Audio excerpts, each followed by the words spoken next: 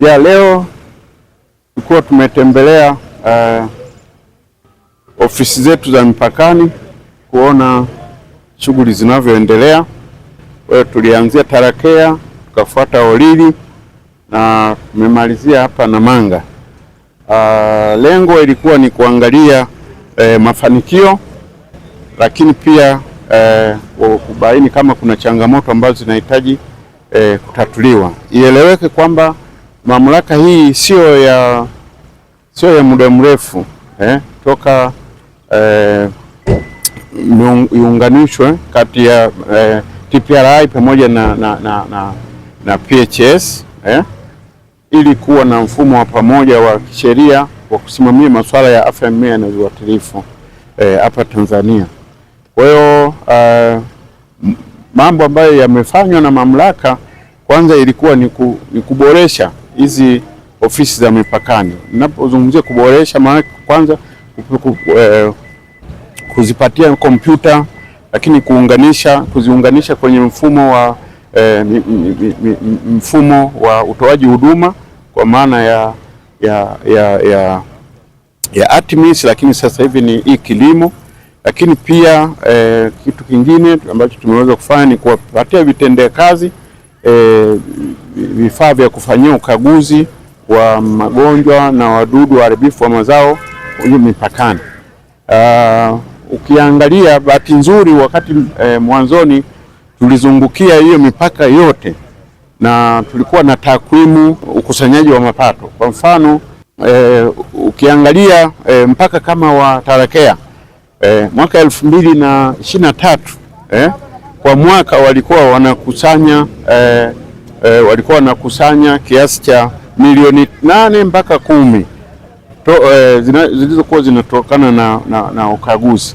Lakini baada ya kuboresha mpaka ule sasa hivi wameweza kukusanya milioni 411. Unaona tumekwenda Holili, mpaka ule wa Holili mwaka 2023 ukusanyaji mapato yaliyokuwa yanapatikana kwenye mpaka ule Holili ilikuwa ni kati ya milioni 15 mpaka 20 kwa mwaka. Lakini sasa hivi au leo hii kuanzia Julai 2025 mpaka mwezi wa pili huu uliopita, tayari mpaka wa Holili wameshakusanya milioni 651.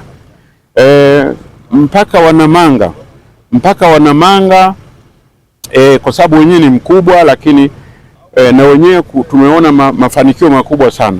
Mwaka 2023 mapato yaliyokuwa yanakusanywa yaliyokuwa yanapatikana kutokana na shughuli za ukaguzi hapa Namanga ilikuwa ni milioni 200 kwa mwaka. Lakini kwa mwaka huu 2025 Julai mpaka mwezi wa pili mwaka huu tayari mpaka wa Namanga wameshakusanya bilioni 3.2. Kwa hiyo ni mafanikio makubwa, na siri ya mafanikio hayo vitu vingi vimechangia pamoja na kuboresha mazingira ya kazi, lakini pia tumeweza kama mamlaka kutumia mapato ya ndani na kuwapa motisha wafanyakazi wa mamlaka. Kwa hiyo na yenyewe imechangia. Kwa hiyo maana yake sasa ni nini? Maana yake ni kwamba tunapozungumzia mageuzi katika taasisi za umma, yani za serikali yaliyofanywa na Mheshimiwa Rais Dr. Samia Suluhu Hassan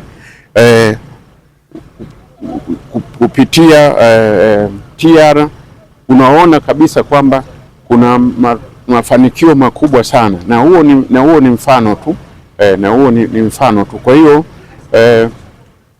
mapato ya taifa yanapoongezeka, tunajua yanaenda kufanya nini?